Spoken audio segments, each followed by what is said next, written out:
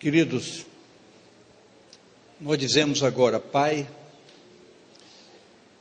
é com alegria que chegamos ao púlpito dessa igreja, numa convicção plena, que é a Tua vontade, a Tua direção, a Tua orientação, a Tua misericórdia para conosco, que nos permite, com toda liberdade, abrirmos a Tua palavra e permitir que através do Teu Espírito, esse Espírito bendito, Espírito Santo de Deus, a soberana autoridade sobre a Tua igreja, para que nós possamos ser agentes de bênçãos nas mãos do Senhor, para a edificação da igreja, fortalecimento da fé, inspiração para mexer com entendimento, com sabedoria, que só esse Espírito pode nos permitir receber.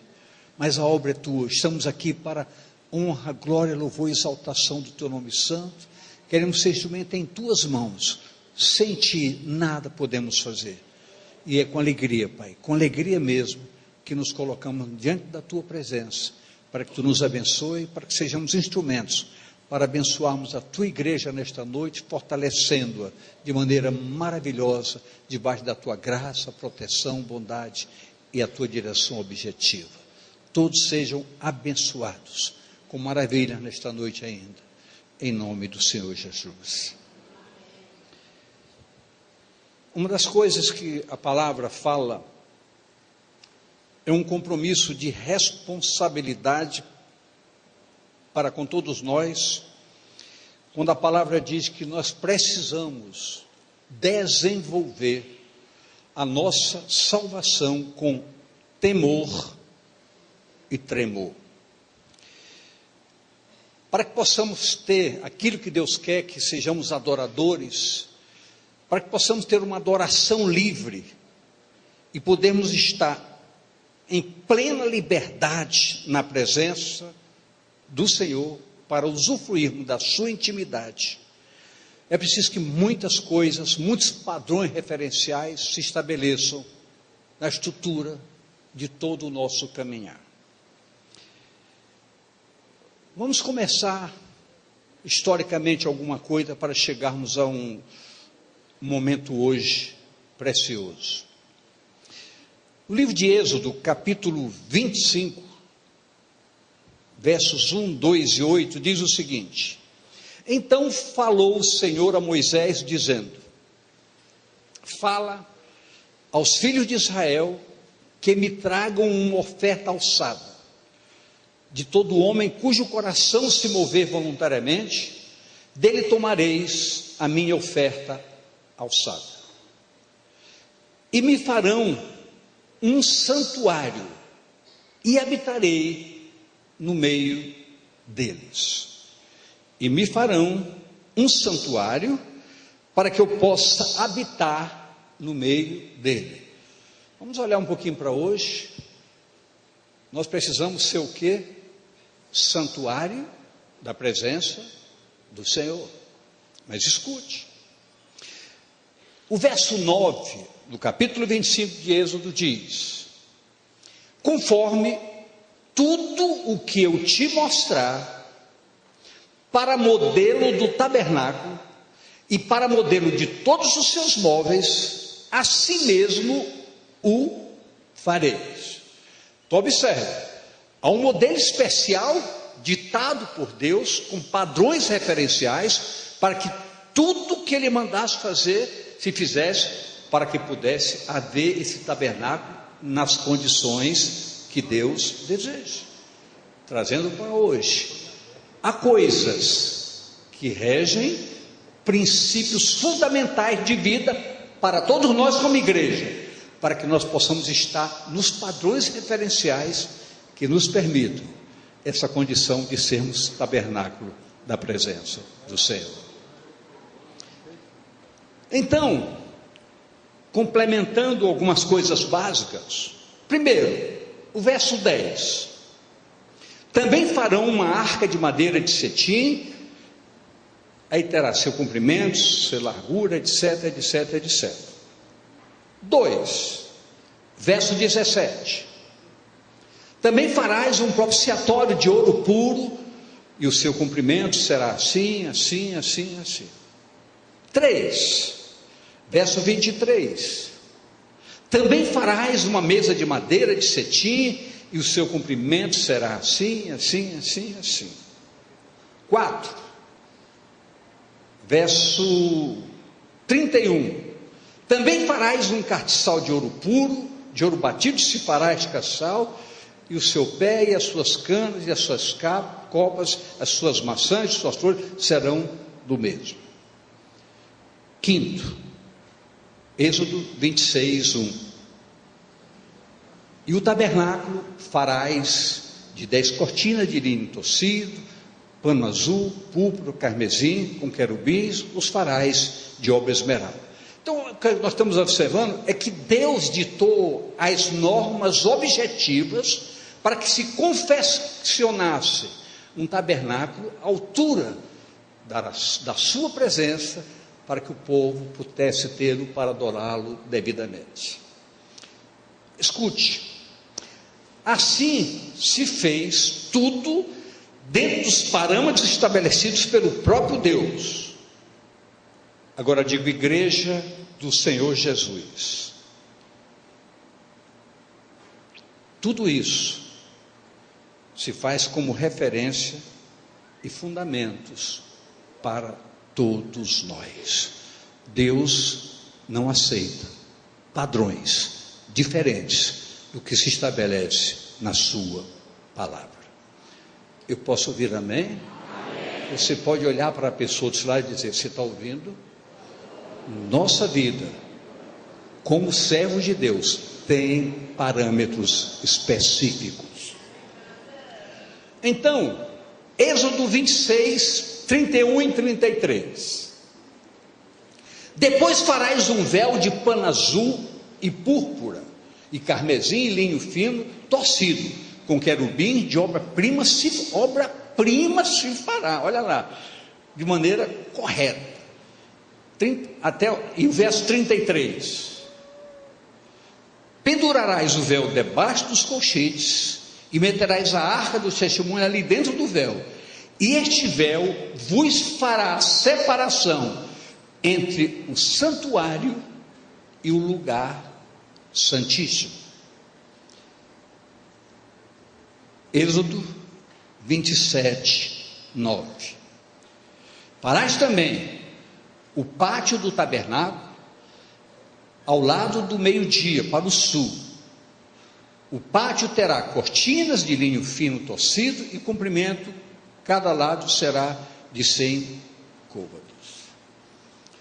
Então aí, sem entrar com mais especificidades, nós temos então um tabernáculo dentro daquilo que Deus orientou para que as coisas acontecessem ali, a adoração do povo também pudesse chegar a um lugar comum. Destaca-se então um tabernáculo com 3 segmentos.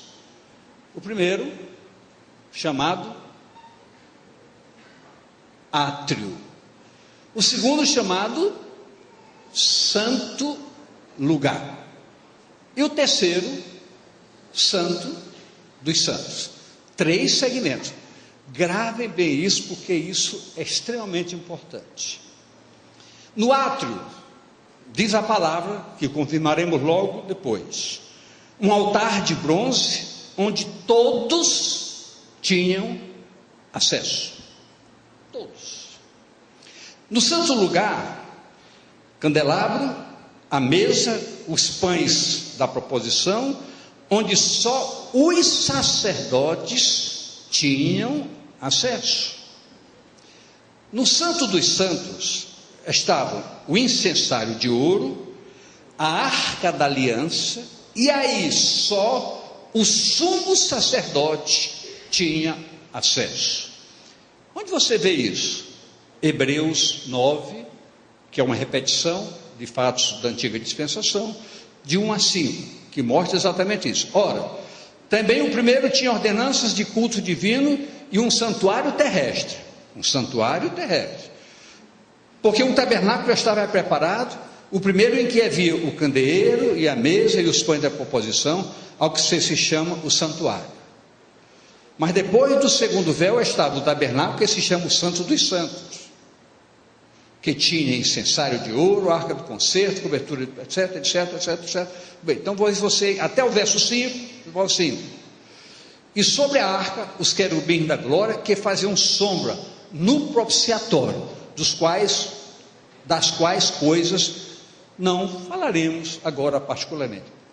Propiciatório, onde Deus se fazia propício para o povo. Então nós temos aí uma figura antiga do tabernáculo, onde era um instrumento orientado por Deus na sua confecção em plenitude, para que o Senhor se manifestasse. Tudo isso, igreja, caracterizava a essência da primeira aliança com sacerdócio transitório. Por que transitório? Porque o sacerdote tinha um tipo de vida, acabou a vida, morria, tinha que assumir outro. Quer dizer, cada sacerdócio era transitório. Hebreus 7, 23 mostra isso. E na verdade aqueles foram feitos sacerdotes em grande número, porque pela morte foram impedidos de permanecer. A graça de Deus para conosco, manifestada na pessoa chamada Jesus Cristo, trouxe em amor para conosco um sacerdócio eterno, configuração totalmente diferenciada. Hebreus 7, 24. Mas este, porque permanece eternamente, tem um sacerdócio perpétuo. Jesus é para todos nós a nova aliança, o novo tempo e a grande oportunidade para cada um que está aqui. Então Jesus é a nova aliança e a nova vida, na qual devemos mergulhar determinadamente. Para quê? Para que nós possamos, através da sua aceitação, recebermos o selo objetivo do Espírito Santo, que seria o ensinador de como poderíamos confeccionar todos os parâmetros referenciais dentro de tudo que Deus quer, para que em plena perfeição possamos ser adoradores na excelência e termos uma vida plena de agrado ao coração de Deus. Deus fez exatamente tudo, absolutamente tudo. Hebreus 4, 14 a 16. Visto que temos um grande sumo sacerdote, Jesus, Filho de Deus, que penetrou nos céus, retenhamos então firmemente a nossa confissão, porque não temos um sumo sacerdote que não possa compadecer-se das nossas fraquezas, porém um que, como nós, em tudo foi tentado, mas sem pecado. Cheguemos, pois, com confiança ao trono da graça, para que possamos alcançar misericórdia e achar graça, a fim de sermos ajudados em tempo oportuno. Isso mostra para todos nós que, assim como Deus preparou pessoas especializadas para confeccionarem tudo o que Ele desejava, dentro dos moldes, das medidas, dos parâmetros desejados por Ele, em Cristo Jesus, nós recebemos todas essas orientações devidas. Em qualquer necessidade, esse Jesus, através da graça, via Espírito Santo, nos ensina todas as coisas. O que a palavra diz sobre o Espírito? Ele vos ensinará todas as coisas. Então, tudo que eu preciso fazer para ter uma adequação devida aos parâmetros referenciais de ser um tabernáculo pronto para a presença do Senhor Espírito, eu sou ensinado, orientado, fortalecido. Por quê? Porque esse Espírito tem sabedoria, inteligência, conhecimento, conceito, fortaleza, temor. Ele tem tudo para dotar a minha estrutura como um homem com defeitos, com falha, de ser aperfeiçoado como santo, para ser tabernáculo da presença do Senhor. Isso de respeito a mim e a você. Toque na pessoa do seu lado e diga: e você também, e você também, e você também. Então todos nós temos essa ativação do Espírito Santo para nos preparar definitivamente para sermos tabernáculo da presença de Deus e sermos adoradores nas condições que Ele quer que nós o adoremos. Ainda tem mais, Hebreus 5, de 1 a 10. Eu sou obrigado a ler alguns textos mais intensamente. Porque todo sumo sacerdote tomado dentre os homens é constituído a favor dos homens, nas coisas concernentes a Deus, para que ofereça dons e sacrifícios pelos pecados, e possa compadecer-se eternamente dos ignorantes e errados, pois também ele mesmo está rodeado de fraquezas. Por esta causa deve ele, tanto pelo povo como também por si mesmo, fazer ofertas pelos pecados. E ninguém toma para si essa honra, senão o que é chamado por Deus como Arão. Assim também Cristo não se glorificou a si mesmo para se fazer sumo sacerdote, mas glorificou aquele que ele disse: tu és o meu filho, hoje te gerei. Como também, em outro lugar, tu és sacerdote eterno, segundo a ordem de Melquisedeque, o qual, nos dias da sua carne, oferecendo com grande clamor e lágrimas, orações e súplica, ao que podia livrar da morte, foi ouvido quanto ao que temia. Ainda que era filho, aprendeu a obediência por aquilo que padeceu. E sendo ele consumado, veio a ser a causa da eterna salvação para com todos os que lhe obedecem. Chamado por Deus sumo sacerdote, segundo a ordem de Melquisedeque. O que na realidade é o bloqueio forte e pesado para que o homem esteja afastado de Deus é o pecado. E nós sabemos que pecado não se mede por intensidade. Pecado apenas se mede como pecado. Seja o que for, é pecado. Não existe pecadinho e pecador, existe pecado. Você está vendo o que eu estou falando? Existe pecado. Então, havia na realidade um grande impedimento para que nos tornássemos habilitados para que Deus pudesse estar presente em nossas vidas.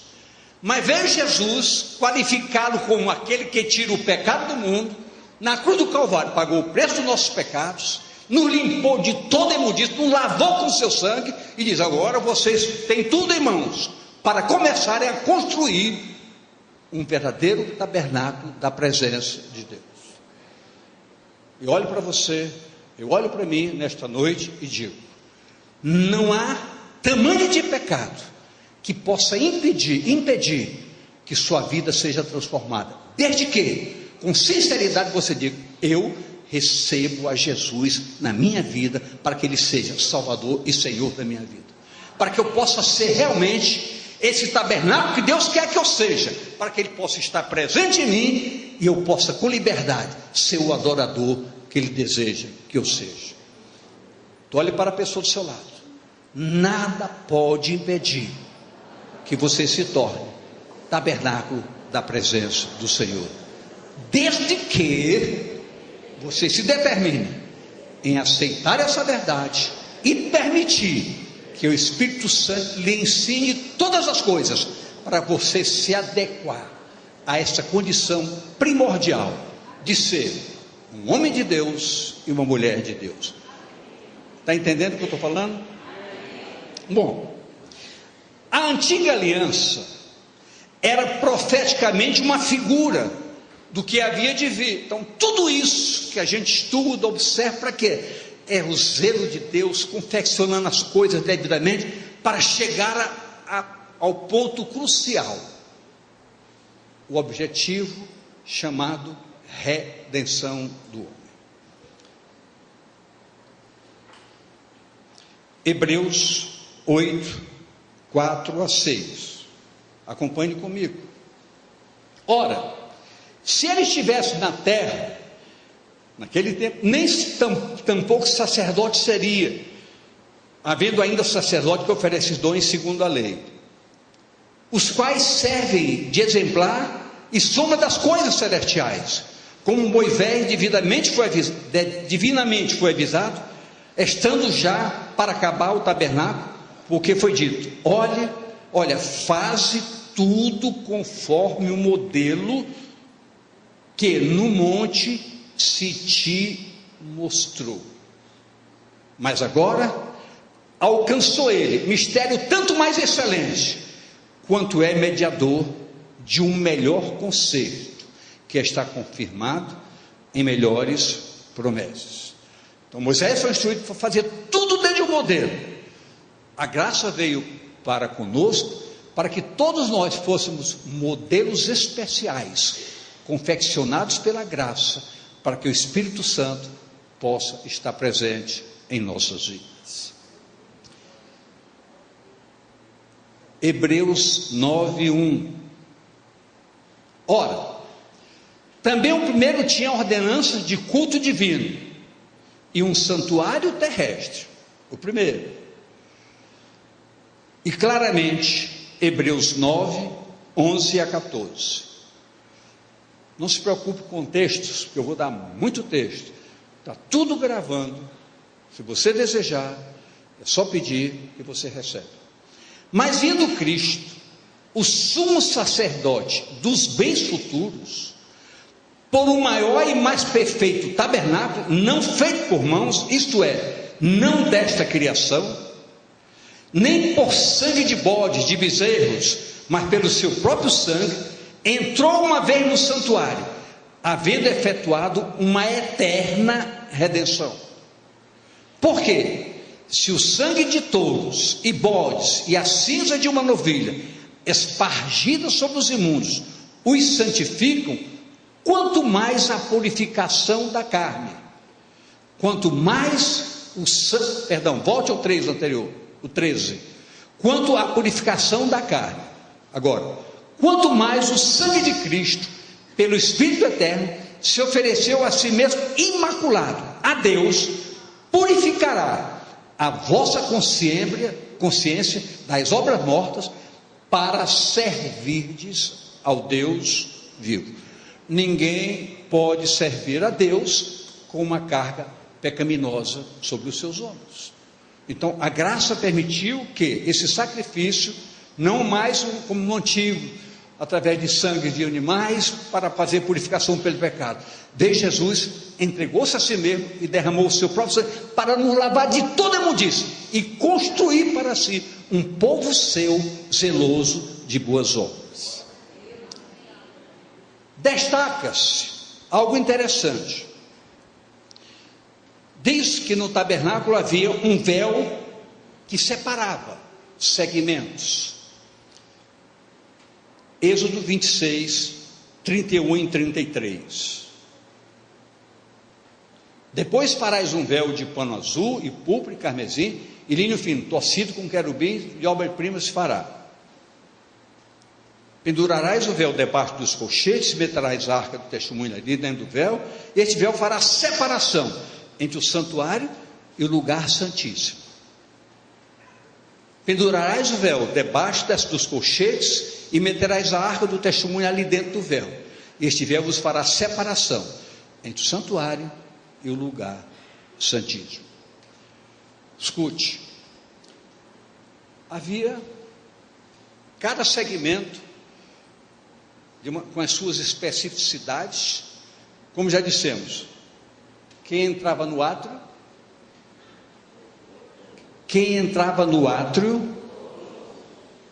Por favor, eu queria ouvir de todo mundo. Quem entrava no átrio? Todo mundo. Depois do átrio vinha o quê? O santo lugar. Quem entrava no santo lugar? Só os sacerdotes. Depois vinha o santo do santo, só o sumo sacerdote. Véus separavam. Em Cristo, portanto, a manifestação da graça, conforme dito. Sabe quem tem uma pessoa aqui que é caprichoso nesse assunto. Ele trabalhou, estudou, pesquisou e fala muito maravilhosamente sobre isso. Ele não dá o dito por não dito, porque ele é o dito. O dito, né? Verdade, dito. Bom, em Cristo, portanto, a manifestação da graça plena, ou seja, a graça é tão plena que, quando nós verdadeiramente mergulhamos com entendimento e nos tornamos verdadeiramente homens de Deus e mulheres de Deus, nenhum véu nos impede de chegarmos plenamente à intimidade do Senhor, à sua plena presença. Por quê? A primeira coisa que Jesus fez, rasgou o véu de cima a baixo.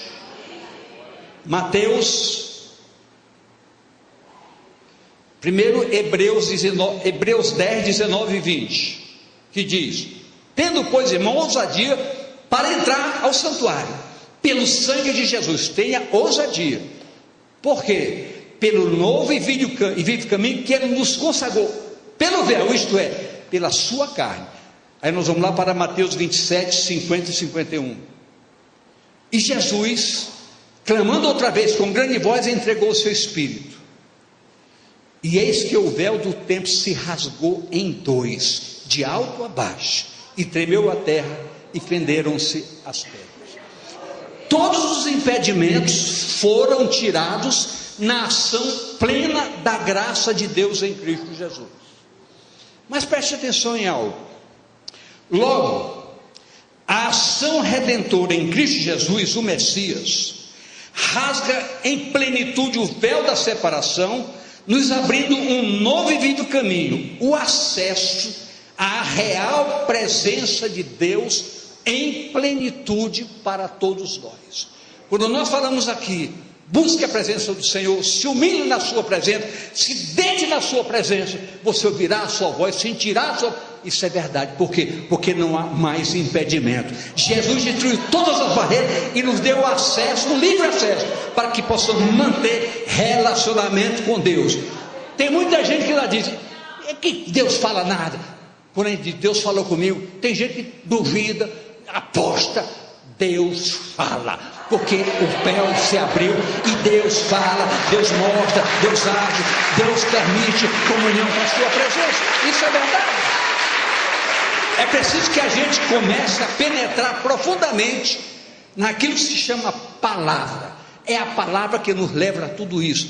Queridos, eu sei que eu estou falando uma série de coisas que talvez muita gente nem toque mais em Antigo Testamento.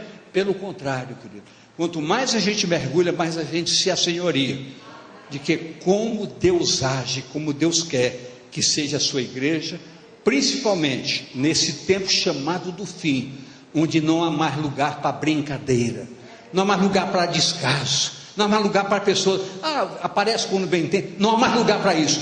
Há tempo de compromisso. É hora de Deus mostrar a diferença entre quem serve e quem não o serve. É hora. O tempo é agora, é já. Não há mais tempo para brincadeira.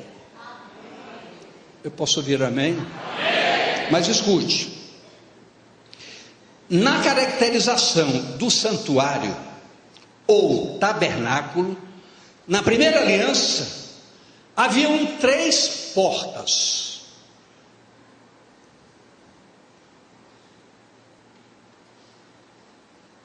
Uma porta para o átrio, uma porta para o santo lugar e uma porta para o santo dos santos. Quando nós fazemos algum estudo ou pesquisamos bem, nós vamos verificar que no templo em Jerusalém, o templo antigo, lá ainda tem 12 portas. Cada porta ali tem uma qualificação objetiva, o porquê de um nome especial. Mas não é isso que nos interessa agora. O que nos interessa agora são 3 coisas distintas. O tabernáculo tem o quê? Diga comigo: átrio, santo lugar, santo do santo. Jesus Cristo é o quê? Eu sou o caminho, a verdade e a vida. Me diga algo: quem entra no átrio? Eu queria ouvir de vocês: quem entra no átrio? A graça se manifestou salvadora para quem? Deus amou o mundo de tal maneira para quê? Para quê, por favor? Para que todo aquele que nele crê não pereça, mas tenha a vida eterna. Então você consegue agora relacionar um pouco átrio com caminho? Átrio para todo mundo, o caminho é para todo mundo. Você está me ouvindo? Átrio era para todo mundo, o caminho para todo mundo. Agora veja bem, nessa correlação, pense comigo: o santo lugar, quem entrava? A Bíblia fala alguma coisa sobre isso para nós? Fala alguma coisa sobre isso para nós? Nós fomos constituídos. Então acompanhe comigo um pouquinho aqui. Preste bem atenção. João 14,6. O que é que diz João 14,6? Disse-lhe Jesus: eu sou o caminho e a verdade e a vida. Ninguém vê ao Pai senão por mim. Agora veja o que nos diz o verso 10, João 10:10. João 9:10, né? Está certo, João 9. Eu sou a porta, se alguém entrar por mim salvar-se-á, e entrará e sairá e achará pastagem. Quando Jesus assevera isso, ele diz: eu sou a porta, eu sou o caminho. Se você entrar por mim, ninguém lhe segura mais. E diz o verso 10: o ladrão não vem senão para roubar, matar e destruir. Eu vim para que vocês tenham vida e vida abundante. Então, o que ele nos oferece é uma vida diferenciada, que não pode parar no meio do caminho. O projeto de Deus é completo. Jesus diz: eu sou o caminho, eu sou verdade e eu sou essa vida abundante que você precisa viver. Mas tem um segredinho interessante para nós conversarmos agora. Então, na primeira porta encontra-se a graça de Deus manifestada para todos, que perdoa os pecados, muda o gênero humano completamente pela destruição de todos os impedimentos. Se nós analisarmos Tito 2:11, olha o que diz Tito 2:11. Vocês podem notar que eu estou correndo, é por causa do tempo. Porque a graça de Deus se há manifestado, trazendo salvação para todos os mundos, todos os homens, só ratificando que o átrio é para todo mundo, o caminho é para todos. Agora escute: diante do fato real, quando nós aceitamos a Jesus, nós fomos selados com o quê? Eu quero ouvir de vocês, com o quê? Com o Espírito Santo da promessa. Por que nós recebemos o Espírito? Já disse anteriormente, repito agora. A Bíblia diz que Ele nos ensinaria todas as coisas. Então, quando nós aceitamos a graça, adentramos no caminho, foi apenas um primeiro passo. Nós precisamos chegar à verdade, e nós precisamos chegar à vida. Isso não é fácil, não é religiosamente, não é apenas vindo aos cultos, não é entregando o seu dízimo, sua fé. Isso é mudança começa a ter uma demanda muito forte: mudanças de atitudes e de comportamentos. É o começo de um novo tempo. Presta bem atenção em uma coisa: Efésios 1, 13 e 14. Presta atenção nisso. Porque a graça de Deus, em quem também vós estáis, depois que ouvistes a palavra da verdade, o evangelho da vossa salvação, e tendo nele também crido. O que é crer? Diga, é acreditar, é confiar, é depender, é estar debaixo de um senhorio. Debaixo desse senhorio, foste selado com o Espírito Santo da promessa. Promessa de quê? Qual foi a promessa de Deus para Israel? Eu vou tirar vocês do Egito, do pecado, e vou levar vocês para a terra prometida. Essa mesma promessa se transfere para nós na essência da graça. Nos tirou do pecado para nos levar para a salvação eterna, para os céus. Essa é a promessa, é um caminho. Por isso que ele é o caminho, o primeiro passo dado. Então, é o começo de um novo tempo, motivado pela ação renovadora do Espírito Santo que nos foi dado, atuando em quê? No arrependimento e cura da nossa alma. Atuando em quê? No arrependimento e cura da nossa alma. São os primeiros passos na essência da cidadania do rei. Aí começa um grande confronto para todos nós.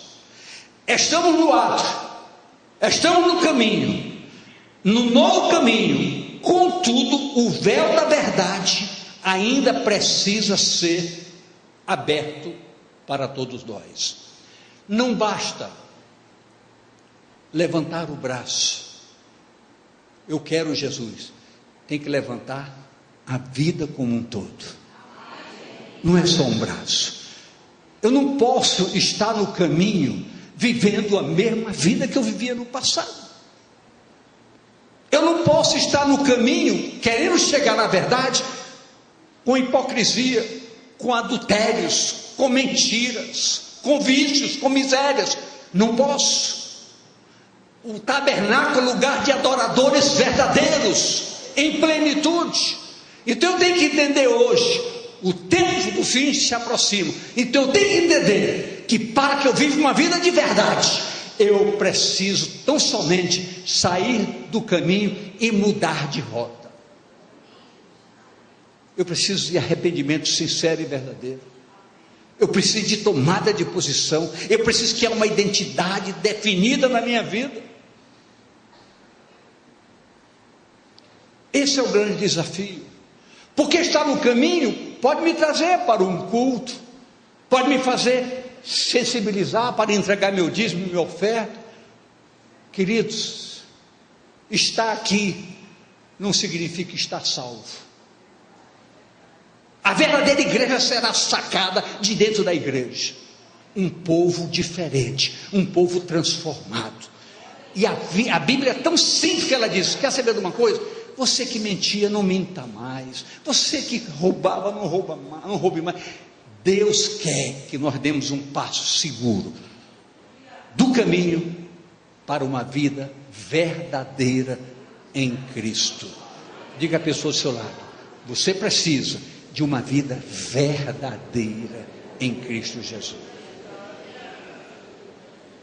Quem está me entendendo? Querido, eu sei que eu estou usando muitos textos, eu sei que não é fácil você acompanhar, mas eu estou querendo chegar a um denominador comum de maneira muito simples, mas muito objetiva.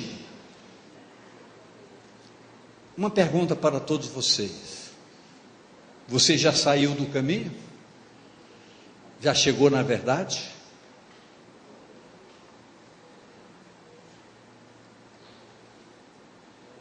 Você ouviu o que eu perguntei? Você já saiu do caminho? Chegou na verdade? Sua vida é verdadeira diante de Deus? Você pode dizer, você vive a verdade do Evangelho? Pergunte isso para a pessoa do seu lado: meu irmão, você vive a verdade do Evangelho?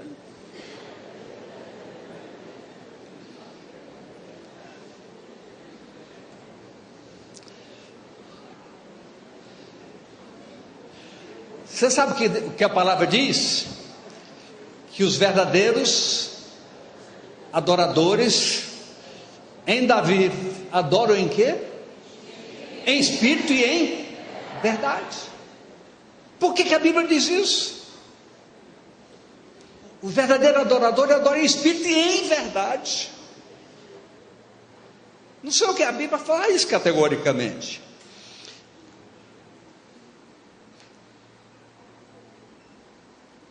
O relacionamento almejado por Deus é em espírito e verdade. Há, contudo, bloqueios para isso. Quais os elementos mais fortes para isso? Filosofias. Filosofias. Eu penso assim, eu acho assim, eu entendo dessa maneira. Filosofias humanas várias. Tudo isso de vontades, razões, religiosidade. Eu nasci nisso, vou morrer nisso. Eu nasci condenado e vou morrer salvo em Cristo Jesus. Eu não sou o que eu nasci, eu sou o que eu fui transformado. Eu sou daquilo que eu fui transformado. Muitas pessoas dizem: eu nasci nisso, eu nasci na religião A, B ou C. A religião não salva ninguém. Você não encontra um tópico da palavra que diz: a religião levou alguém para o céu. Só Jesus, porque Ele é caminho, Ele é verdade e Ele é vida. Não há outro foco. Não adianta fugirmos da verdade. Mas muitos confrontos. Eu não vou fazer nenhuma pergunta hoje, porque eu não vejo nenhuma necessidade. Mas eu tenho certeza que tem pessoas aqui que têm filosofias próprias. Eu sou assim. Eu sou assim. Algum tempo da minha vida eu pensei assim.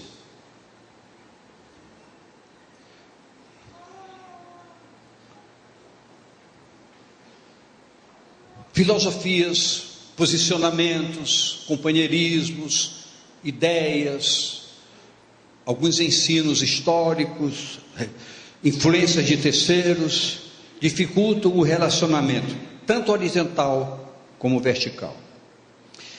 Isso se rompe com um fiel trabalho que é responsabilidade muito séria da igreja.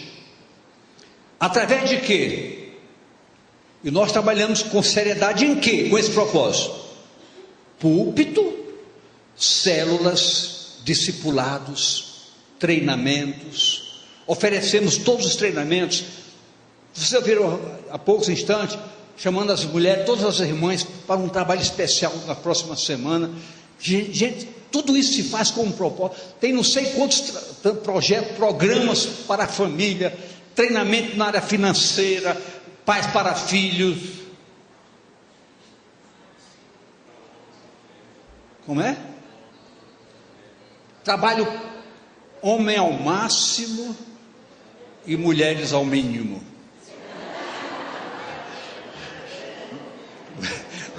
Mulher única.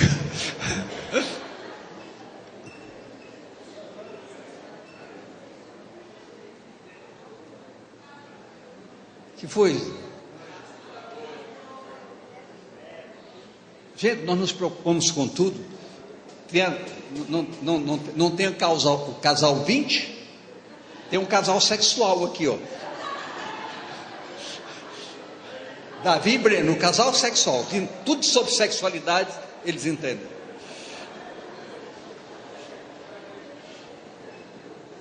Tem um casal para tudo. Para quê? Para treinar a igreja no rumo certo. Para quê? Para que através do Espírito Santo na vida desses homens e mulheres tão especiais, todos nós possamos ser ensinados em coisas preciosas para termos uma rota de sucesso. Para quê? Para que essa igreja aqui, nessa igreja, nenhum se perca, todos cheguem ao céu da salvação em Cristo. O propósito do nosso coração é que nenhum se perca, não só os que estão aqui hoje, não, toda a igreja que não está aqui está um pedaço dela hoje, mas todos sejam salvos.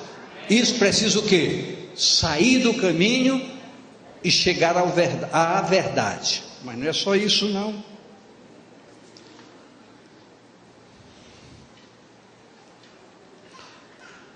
Nós damos todos esses treinamentos. O púlpito se responsabiliza com a veracidade da palavra. Mas na individualidade, essa igreja precisa ser uma igreja que tem seriedade com a oração e com a palavra.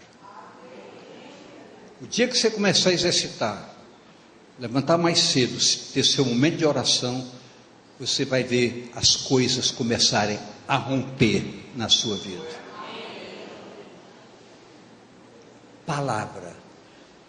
Palavra.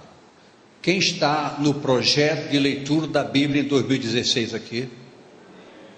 Nem a metade. Queridos, isso é triste. Isso é triste. Ainda há tempo. Aproveite. Pastor, mas não vai dar para recuperar o passado. Então, comece hoje. Pega o folheto, comece 1º de março e vai em frente. Qualquer oportunidade você vai olhando para trás, recuperando, você vai recuperar. Escute. A palavra e a oração traz a verdade de Deus para a igreja. É isso que nos leva a nos apropriar dessa segunda etapa, dessa segunda porta, a verdade. Escute. Tudo isso precisa operar em nós algo fundamental. Romanos 12, de 1 a 2. Eu falei em filosofias, ideias, etc. Lê aqui comigo. Rogo-vos, pois, irmãos, pela compaixão de Deus, que apresentei o vosso corpo em sacrifício vivo, santo e agradável a Deus, que é o vosso culto racional. E não vos conformeis com este mundo, mas transformai-vos pela renovação do vosso entendimento, para que experimenteis qual seja a boa, agradável e perfeita vontade de Deus para com a sua vida. O que a Bíblia diz? Qual é a vontade de Deus? A vontade de Deus para com todos nós é a nossa santificação. É o que a Bíblia expressa para nós. Mas escute, ainda há uma distância entre a verdade e a vida, o chamado Santo dos Santos, ou seja, a vida que Jesus é. Isso só depende de algo muito interessante: decisão e determinação. O apóstolo Paulo, ele diz: eu decidi mais nada saber a não ser Cristo e esse crucificado. Entender que a cruz teve Jesus, mas podia ter eu e você. Jesus saiu da cruz numa ressurreição para a vida. Nós temos que sair da cruz ressuscitados para a vida. Isso é decisão, isso é posicionamento, isso é caráter, isso é propósito. É uma entrega total, é a destruição de ressentimentos, é a real morte em Cristo para uma ressurreição verdadeira. Queridos, essa pergunta eu faço: quem é que sofre por ressentimentos? Quem aqui tem ressentimento de alguém? Sinceramente, diga, levante o braço. Eu tenho ressentimentos, eu tenho mágoa na minha vida. Essa mágoa, esse ressentimento só leva você para o inferno. Você quer ter vida? Jogue isso fora. Chegue em casa, faça uma carta e mande para a pessoa: estou aqui te escrevendo isso com ódio, com raiva, mas eu quero te perdoar e ser perdoado. Querido, não caminhe com impedimento. Sabe o que Jesus disse? Vinde a mim todos cansados, sobrecarregados, eu vou aliviar vocês. Eu citei ressentimento, mas tem tantas outras coisas, mágoas, ciúme, uma série de fatores. Hoje à noite, dessa igreja, entrar no caminho, viver uma verdade e receber vida, e vida em abundância. É cura total. Diga: eu quero cura total. É seguir a paz com todos e a santificação. É Hebreu 12:14 que diz: e seguir a paz com todos e a santificação, sem a qual ninguém verá o Senhor. Você está ouvindo? Você está ouvindo? E por fim, um coração totalmente reconciliado com o Pai. Adoradores que caminham o caminho, que praticam a verdade e que vivem uma vida abundante em Cristo Jesus. Eu posso ouvir amém? Se você tem coragem de ser isso, se você quer isso, fique de pé.